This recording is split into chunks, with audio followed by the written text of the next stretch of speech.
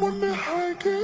đẹp đau luôn để hai cái nắng đẹp đau lúc xưa đã có